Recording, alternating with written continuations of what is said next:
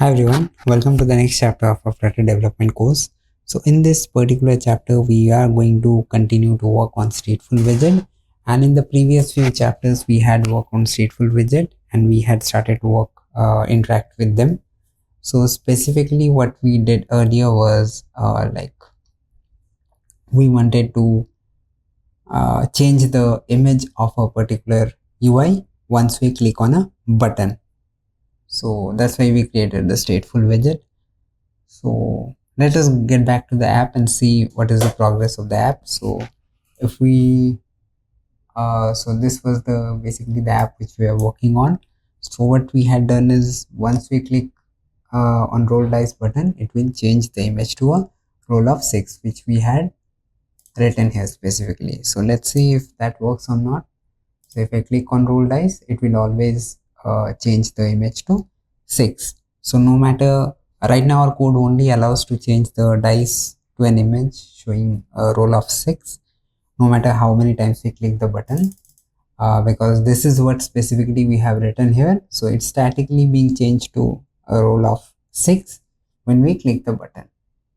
So clearly that's not our goal. We want to generate a random dice roll between 1 and 6 and update the image accordingly. So this is what happens in real life. Like if you roll a dice, it can show any number between 1 and 6. So this is what we are going to do here. So to achieve this, first thing we need to do is generate a random number, and that provides a convenient way to do this, but we need to import a specific package from Dart library to have this functionality. So we will be using math package from Dart, which obviously isn't included in every Dart file. So we have to import it, and also this is not a third-party package, so we do not need to register here in the pubspec.yml. So this is the inbuilt feature of Dart. So all we need to do is import the math package. So let me do that. Dart math, and that will be it. So here we have imported the math package. Now what we can do is inside our roll dice method, we will use a random constructor from the math package to create an object that can generate random numbers. One useful method provided by this object is nextInt, which generates a random object. So this method again requires us to specify the maximum possible integer it should generate. For example, if we pass 6, the next bit will generate a random number between the number 0 and 5. Since we need a number between 1 and 6 in our case, what we will do is we will simply add 1 to the result. So let's see how we can do it. Let us keep this as current dice roll as 2, and in the state where we are updating it to roll of dice 6, let us change this to dice roll random dot extend,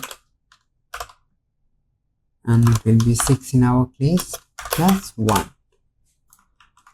So now we have created a random number by managing the state. Our code, this is very clear from the code that in the set state method it will create a random number. So let us get rid of these, since we do not require all these.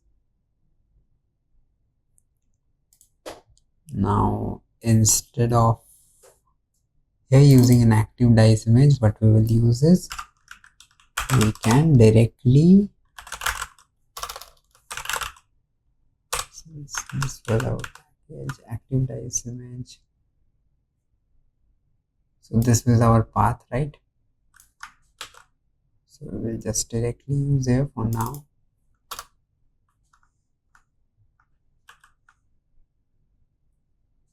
And instead of 2 here, we will use our variable current dice.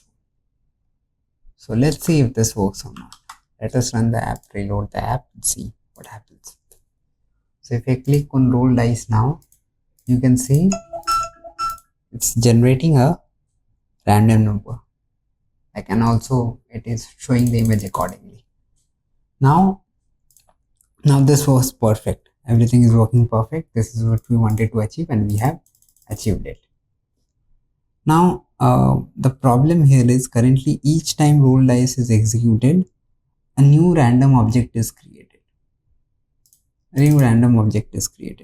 While this works, it's not the most efficient approach because it involves creating and discarding objects in the memory repeatedly, what we are doing here. So to optimize this, we can create a single random object and reuse it each time when we are going to generate a random number. So we are going to declare this object as a final value, and then we can or we can better keep it globally, and we will use it from there. So let's see how we can do that.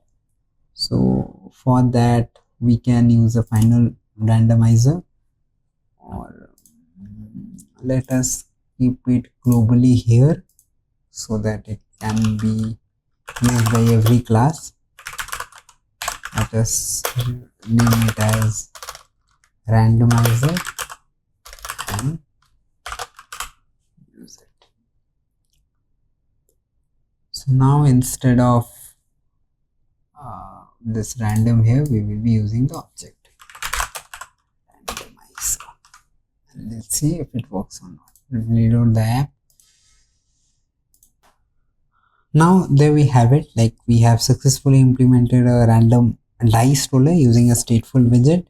By optimizing the code with random object and managing state efficiently, we have made the app work as it is expected to, and also we have improved its performance. So these small optimization may not seem crucial in the simple app, but once you work with a more complex application, this can make a huge difference. So let me just get rid of all these unused code, the one which we have commented, and this is perfectly fine now. All right,